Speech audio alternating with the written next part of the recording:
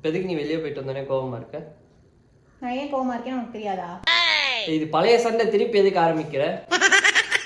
ரோட்ல வந்தமா, வண்டியில கூட்டிட்டு வந்தியா, வர வழியில எத்தனை கடை வந்துச்சு. இளநீ கடை வந்துச்சு, சரி ஓகே இளநீ வாங்கி தருவேன்னு நினைச்சேன். அடுத்து ஜூஸ் கடை வந்துச்சு, ஜூஸ் வாங்கி தருவேன்னு நினைச்சேன். அடுத்து டீ கடை வந்துச்சு, சரி தம்மடிக்கிறதுக்காக நிறுத்துவான், அங்க போய் வந்து பஜ்ஜி சொஜ்ஜின்னு சாப்பிடலாம்னு நினைச்சேன். அங்கேயும் நிறுத்தல. அடுத்து ஹோட்டல் வந்துச்சு, நிறுத்தல. பானிபூரி கடை வந்துச்சு, நிறுத்தல. எதுவுமே நிறுத்தல.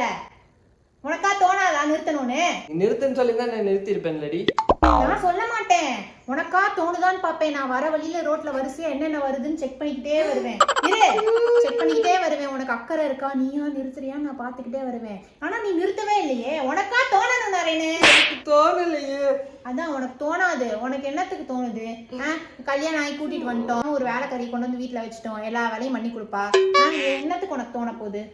இந்த அம்மிக்கல் எல்லாம் இருக்கு பாரு, அது மாதிரி நான் இந்த வீட்டுல இருக்கணும். உன்கிட்ட எதுவுமே எதிர்பார்க்க கூடாது, அப்படிதானே? சரி, எதிர்பார்க்கல. இனிமேல் உங்க கூட வெளியும் வரல, சரியா? நீ மட்டும் தனியா போனே எல்லா கடையிலையும் வாங்கி தின்ட்டே வருவ. என்னை கூப்பிட்டு போனா மட்டும் இப்படி காசு செலவாயிருமா? பாத்துக்கலாம்.